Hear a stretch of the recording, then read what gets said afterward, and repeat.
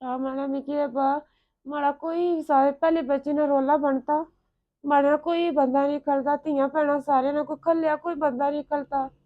ते माड़ा तो अपना कोई है ही कोई नहीं सी जे मैं अपने ने कोई सपोर्ट की ना मैं दर दर धक्के खाई के इन्ना धक्के से सिरा पर को नहीं कोई ना मिगी गोल मोल करी के मुड़े ने जमानत कराई पींदी इन्ना लिखी पढ़ी के देसा मौका दे मैं चल इंसान इंसान गलतियां करना रहना है मैं फिर भी इसकी मौका दिता चल मैं तो डरी जा मरना ठीक रहे मैं भी कल तलाकशुदा होके दर दर रुल सा मैं एक बारी रुली रही हूँ दूई बारी माड़ी बच्ची ने झटका होया मैं फिर इस लोगों सारे ने कोल अज कितने देने गए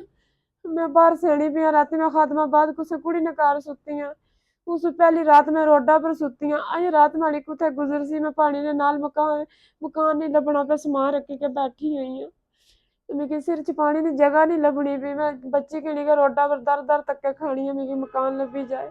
भी कुछ पासे ठिकाना नहीं लभना मैं भुखी पानी राती बच्चे किनी सही रहनी है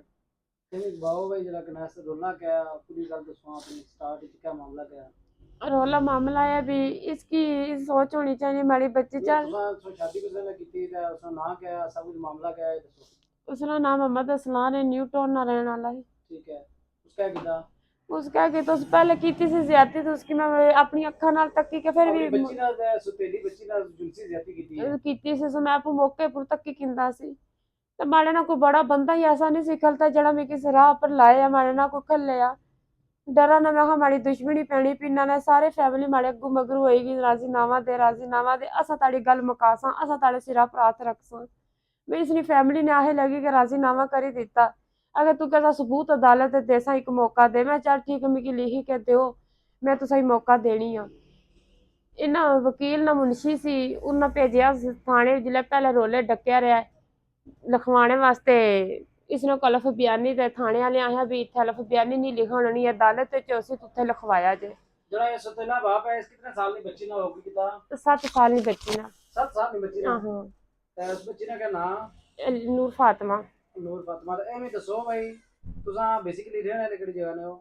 मैं पीछे पंजाब में नहीं रहने वाली उधर ही माड़ा ठिया टिकाना को नहीं डिवोर्स हुई मेरी 4-5 साल हो गए मैं तो उधर जानी ना पंजाब में एरिया च मैं पैदाइश इधर नहीं है मैं कुधर जा जे माड़ा टिकाना होए तो मैं कुछ पासे जा मैं मुड़ी फिरी इस डडियारे च रोलनी है कि यहाँ लोग माड़े तो पिछे हटी गए न माड़ी कोई सपोर्ट करे तो मैं कुछ ना करना ना हूँ लोग आने तू राजीनामा करी किन से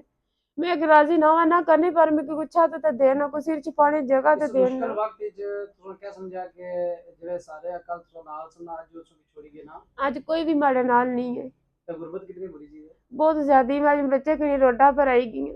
मेरे को कोई ठिकाना नहीं है मैं एक बंदे को जी रोली पी है कभी मैं कुत्ते गली खलनी है कभी कुत्ते खलनी है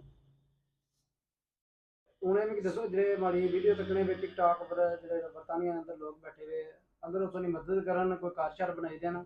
कोई मामलात करन तो बेहतरी यही सकनी है बेहतरी यही सकनी मैं कार बनाई के दिन वाले बच्चे बात तरन में इस बंदे ना रहनी में इस बंदे को जहर छड़ा समय कि इसने को डर लगे गया जब इस बच्ची 11 साल की माफ नहीं किया 7 साल की नहीं किया पीछे गल ही नहीं रहेगी मैं तो फिर भी औरत जात एक मुसलमान से एक मौका दिता चलो यार सुधरी जाए मैं जवान जाना कुदर दर दर रुलसा पर उस इस गल्ला की नहीं सोचिया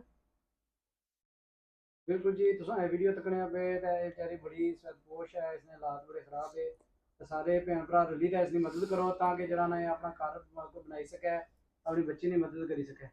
ते भी उम्मीद है बरतानिया अंदर रहने वाले लोग जरूर हेल्प करसन ते इस मामले में इन्होंने पूरा ख्याल रखसन अपने मेजबान मोहम्मद शरीफ की इजाजत है अल्लाह हाफिज़।